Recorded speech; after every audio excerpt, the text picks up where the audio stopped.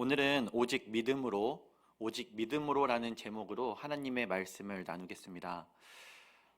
오늘 바울은 나는 복음을 부끄러워하지 않는다라고 고백하면서 말씀을 전하기 시작하시는데, 사실 저희의 삶을 한번 되돌아보면 복음은 안 부끄러운데 교회는 부끄럽다 할 때가 있죠. 언제 그렇습니까?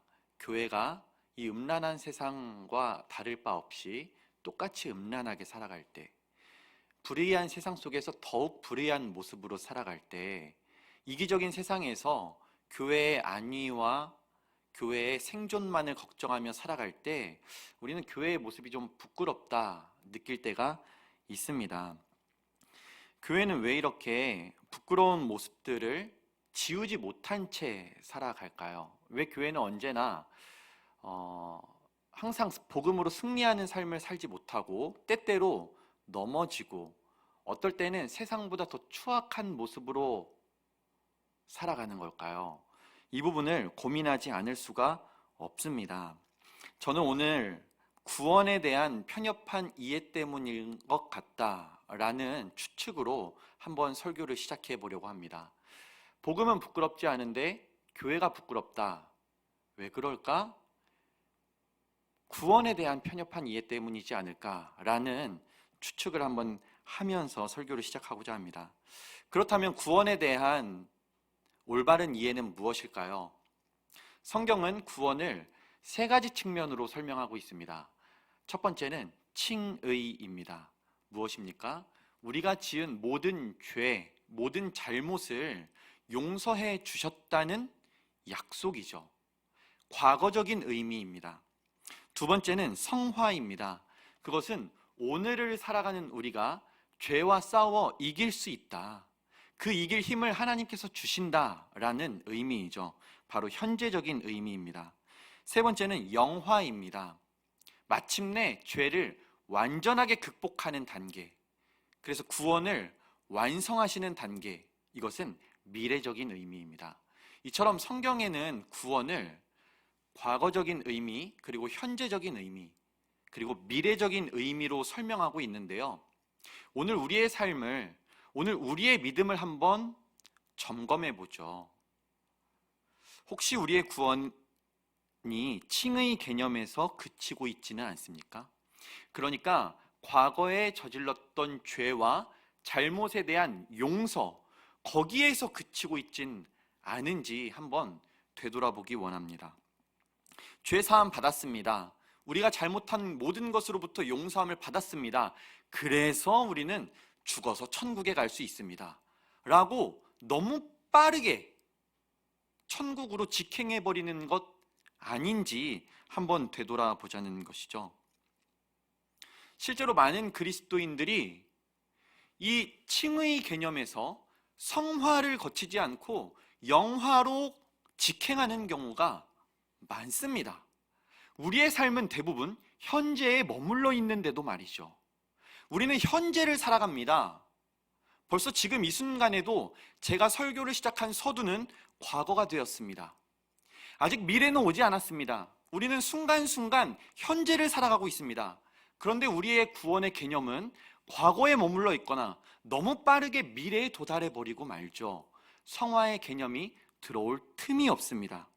그래서 우리의 삶에는 지금 우리의 삶을 옥죄이고 있는 죄와 싸울 의지가 없습니다.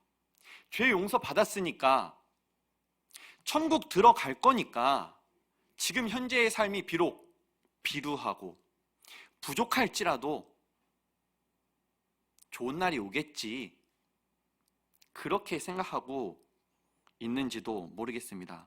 문제는 무엇이냐면, 이렇게 우리의 구원의 개념이 칭의에 머물러 있을 때 우리는 현재를 살아가는 삶에서 하나님의 능력을 맛보지 못하고 살아갈 수 있다는 것입니다.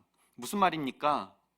죄와 싸울 의지가 없기 때문에 현재의 삶에 대해서 안타까움이 없고 의로운 분노가 없고 내가 죄를 싸워서 조금이라도 성장해야 되겠다, 이겨야 되겠다라는 의지가 없기 때문에 하나님의 능력 없이도 잘 살아갑니다.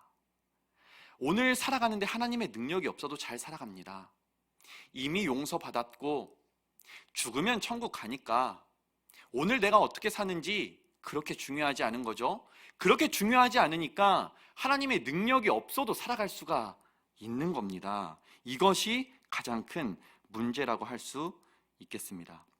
그러나 우리가 이 성화의 개념에 주목하기 시작한다면, 그러니까 오늘을 살아가는 것에 중요함을 잊지 않고 오늘을 살아가는 것에 목숨을 걸고 싸우기 시작한다면 우리는 내 힘으로 안 되는구나, 그래서 하나님의 능력이 필요하구나 라는 것을 깨닫게 될 것입니다. 오늘의 삶의 자리에서 죄와 치열하게 싸우는 것, 그리고 공의와 사랑을 실천하기 위해서 부단히 애쓰는 과정을 통해서 우리의 힘으로 안 되는구나라는 것을 깨닫게 되고, 그래서 오늘도 하나님의 은혜가 필요하구나라는 것을 깨닫게 된다는 것이죠. 그때 비로소 우리는 이 복음이 모든 믿는 자에게 구원을 주시는 하나님의 능력이라는 사실을 깨닫게 됩니다. 우리 다시 한 번 더 16절을 읽어볼까요? 로마서 1장 16절, 사도 바울이 복음을 부끄러워하지 아니하고 이 복음을 구원을 주시는 하나님의 능력이라고 선포했는데요, 우리 이 구원의 개념을 잘 기억하시면서 한번 읽어보겠습니다. 로마서 1장 16절입니다. 시작.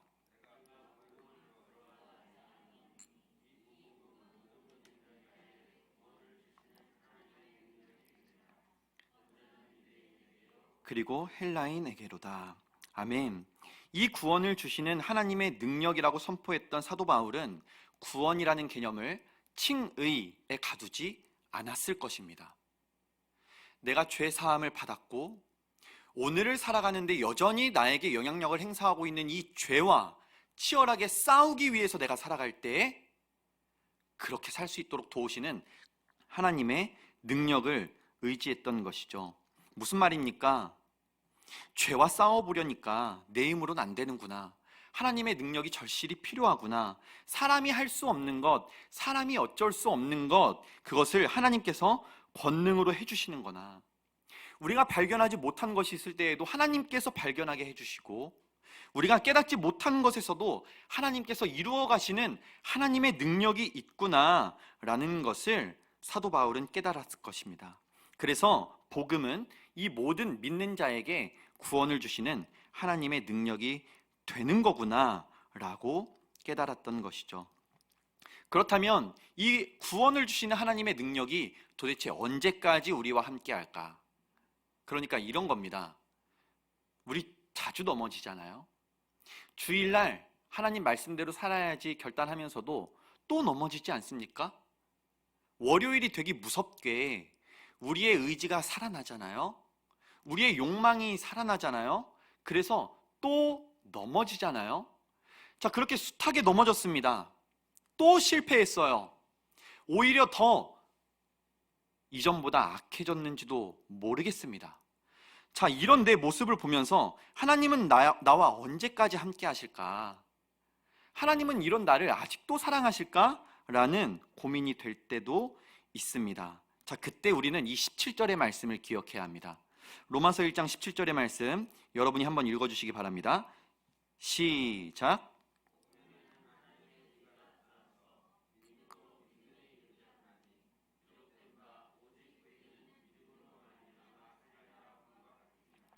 아멘.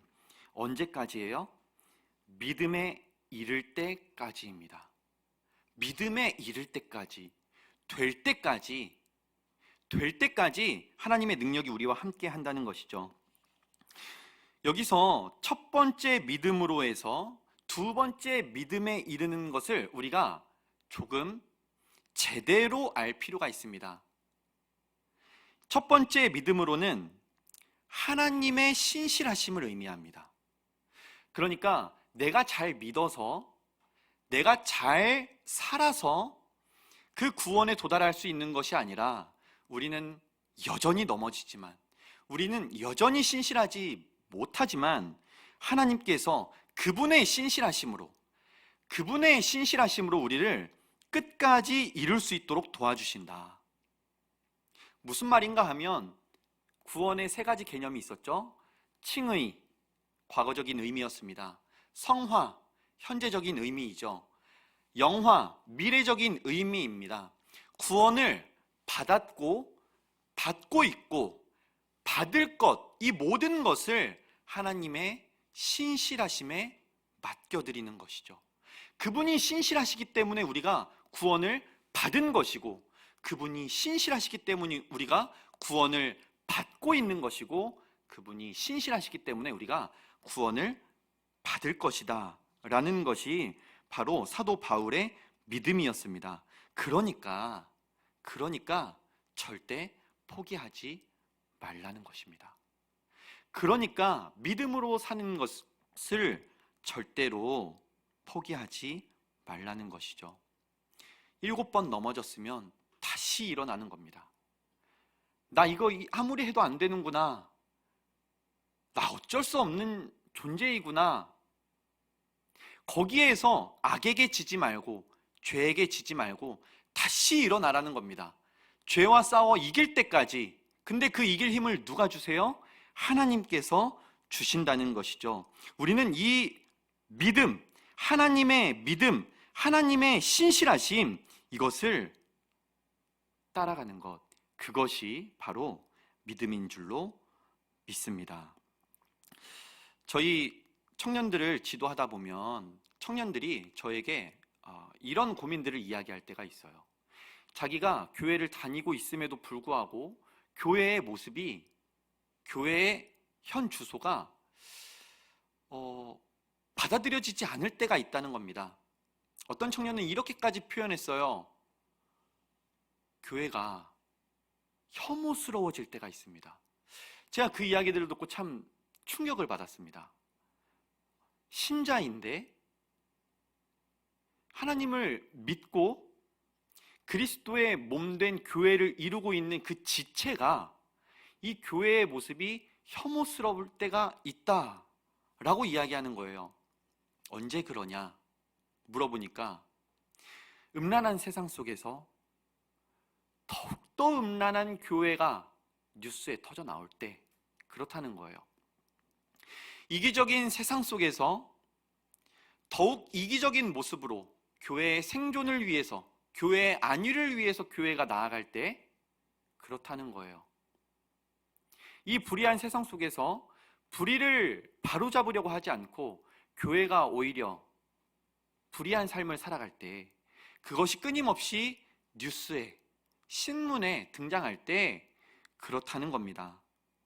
그 이야기를 들으면서 제가 부정할 수가 없었어요. 어떻게 하면 좋을까? 어떻게 하면 좋을까? 그 청년이랑 같이 고민하고 같이 답을 구하는 과정에서 오늘 이 말씀이 바로 우리가 지금 이 시점에서 붙들어야 하는 말씀이구나 라는 것을 깨달았습니다. 특별히 로마서 1장 17절 마지막에 기록되어 있는 오직 의인은 믿음으로 말미암아 살리라, 이 구절은 하박국 2장 4절에 기록되어 있던 구절인데요, 그때 시대가 그랬습니다. 이 하박국 선지자가 활동했던 시대가 오늘 우리가 살아가는 시대와 조금도 다르지 않았습니다. 우상 숭배가 만연했어요. 죄악이 만연했습니다. 근데 그 사회가 어떤 사회였어요? 하나님을 믿는 사람들이 사는 사회였어요. 이것이 문제였습니다. 하나님이 없는 세상이라고 하면 그럴 수 있다, 이해하겠는데, 하나님이 왕 되신 사회에서 하나님의 백성이라고 하는 사람들의 삶의 문제가 세상과 조금도 다르지 않을 때, 우상 숭배가 만연할 때, 죄악이 끊이지 않을 때, 이것이 문제였잖아요. 그때 하나님의 말씀을 받은 하박국 선지자가 이렇게 선포하는 겁니다. 오직 의인은 믿음으로 말미암아 살리라. 이때 하박국이 선포한 믿음이 바로 신실함의 의미입니다. 그러니까 그냥 그래, 이 세상 어차피 기댈 거 뭐 있겠어? 이 세상에 우리가 둘 소망이 무엇 있겠어? 다 썩어 없어질 거니까 우리는 죽음 뒤에 있는 천국 소망하며 그 천국 갈 거 믿고 가면 되지 라고 하는 그 차원의 믿음이 아니라요, 어떤 믿음이라고요? 신실함을 의미하는 믿음이라고요. 다시 말해서 세상이 이렇게 악해도, 세상이 이렇게 음란해도, 세상이 이렇게 불의해도 너희는 어떻게 살아라? 믿음으로 살아라. 다시 말해서 너희는 신실하게 살아라. 너희는 정직하게 살아라. 너희는 거룩하게 살아라. 너희는 이타적으로 자비롭게 공의를 실천하며 살아라. 이것이 바로 하박국의 믿음이었고 하박국의 선포였던 것이죠. 그렇다면 여기서 우리는 왜 하박국이 이렇게 선포했을까를 한번 생각해 봐야겠습니다.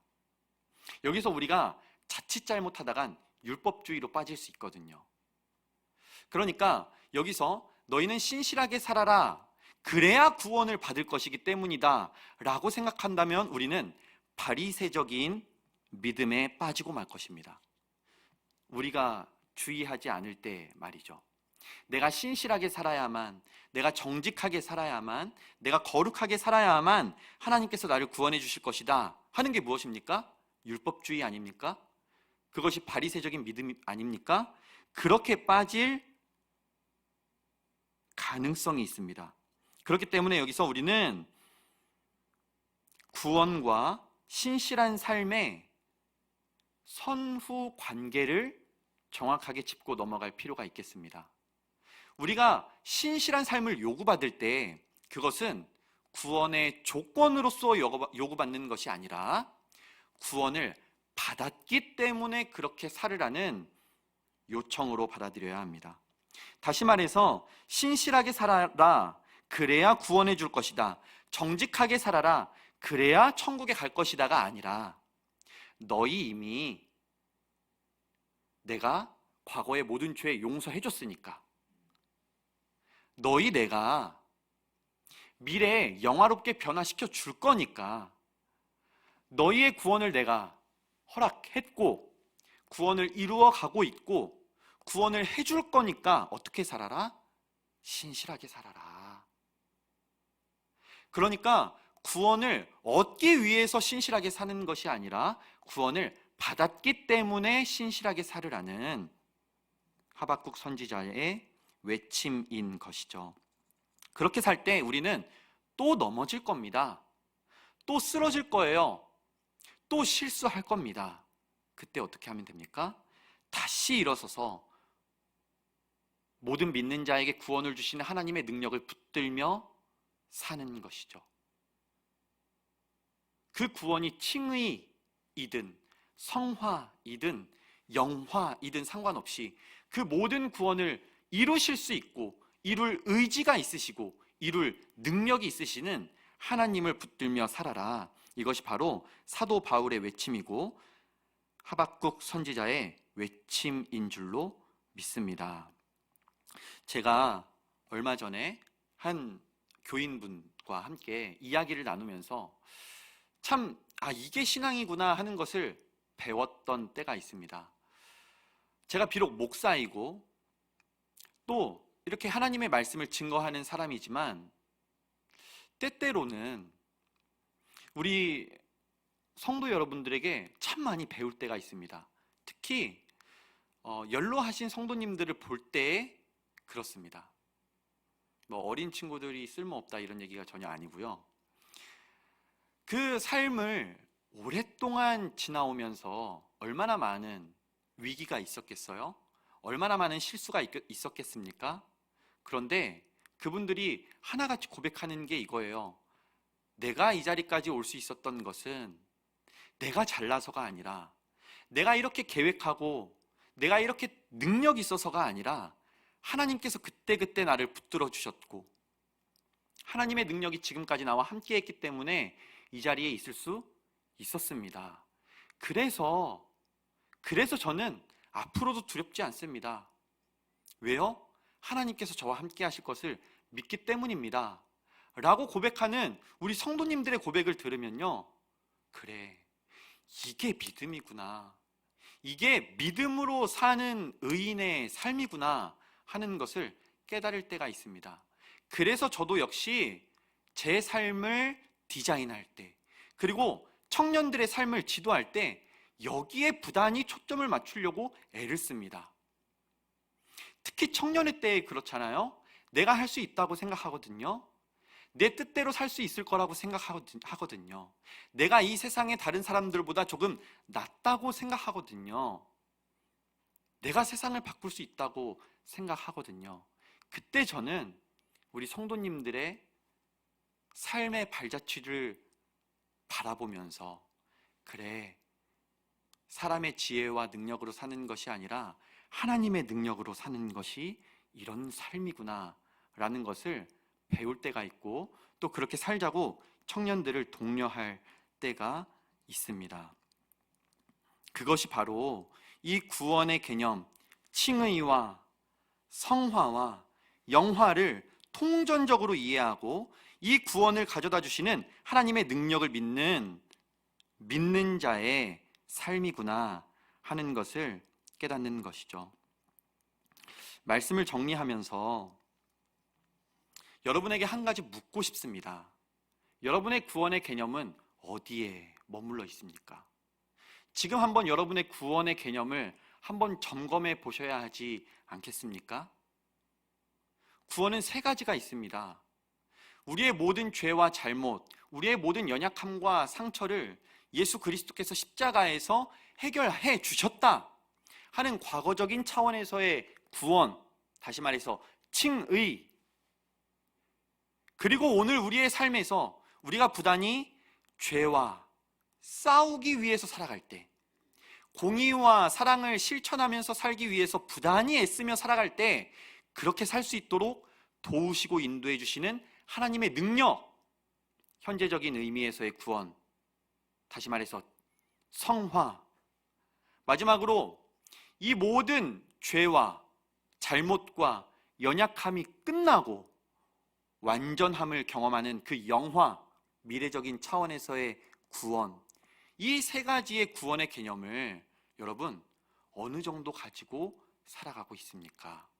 혹시 우리의 구원이 칭의의 개념에서 머물러 있다면, 나 이제 구원 받았으니까 죽어서 천국 가지, 그러니까 이 땅에서 어떻게 살든 괜찮을 거야 라고 생각하고 있다면, 어쩌면 우리의 모습을 우리의 자녀들이, 다음 세대가 부끄러워하고 있을 수도 있습니다. 그래서 우리는 이 성화에 조금 더 초점을 맞추셨으면 좋겠습니다. 오늘을 살아갈 때에 어떻게 하면 더 공평과 정의를 실천하며 살아갈까? 어떻게 하면 신실하게 살아갈 수 있을까? 어떻게 하면 성도의 삶을, 성도의 향기를 잃지 않고 살아갈 수 있을까를 더 바라보는 겁니다. 과거에 머물러 있지 않고 미래를 바라보며 살지 않고 오늘 이 순간 하나님을 뜻을 쫓아 살아가기 위해서 애쓰며 살아가는 것, 그렇게 살아가는 우리가 되었으면 좋겠습니다. 근데 그때 여전히 부족한 모습 발견하겠죠. 여전히 넘어질 겁니다. 여전히 쓰러질 겁니다. 그때 어떻게 한다고요? 우리에게 구원을 가져다 주시는 하나님의 능력을 바라보는 겁니다. 언제까지요? 믿음에 이를 때까지요. 믿음으로 믿음에 이를 때까지 우리를 포기하지 않으시는 하나님의 신실하심을, 하나님의 함께하심을 바라보는 것이죠. 그래서 포기하지 않고 일어날 수 있는 겁니다. 넘어지지 않고 일어설 수 있는 것이죠. 넘어지더라도 일어날 수 있는 것이죠. 그래서 6번, 7번 넘어지더라도 7번, 8번 일어나서 다시 죄와 싸우겠다, 다시 이 땅의 음란과 불의와 이기적인 것들과 싸우겠다 결단하며 일어나는 겁니다. 그때 어떻게 된다고요? 그것 때문에 우리가 구원받는 것이 아니라 구원을 받았기 때문에 그렇게 살아가고, 그렇게 살 수 있도록 도우시는 하나님의 능력 붙들고, 하나님의 신실하심 붙들고 그렇게 살 수 있게 된다는 것이죠. 그래서 저는 오늘 말씀을 정리하면서 오직 믿음으로라는 제목을 이렇게 바꾸고 싶습니다. 오직 하나님의 신실하심으로 살아가십시오. 오직 하나님의 신실하심을 붙들며 살아가십시오. 오늘 내 삶에서도 함께 하시면서 내가 공평과 정의를 실천하며 살아가려고 부단히 했을 때 그렇게 살 수 있도록 도우시는 하나님의 신실하심을 붙들며 살아가십시오. 우리를 그렇게 살 수 있도록 도우시고 인도해 주시는 분이 우리 하나님이라는 사실을 붙들며 살아가십시오. 그래서 내 지혜와 능력이 한계에 부딪혔을 때, 하나님, 저는 여기까지인 것 같습니다.